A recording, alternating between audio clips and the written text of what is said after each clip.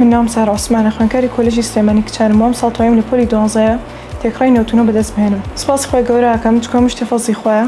سپاسی دایک و باوک و ماڵاوەکەم کە لەم شتێکە پشگیریان کردوم.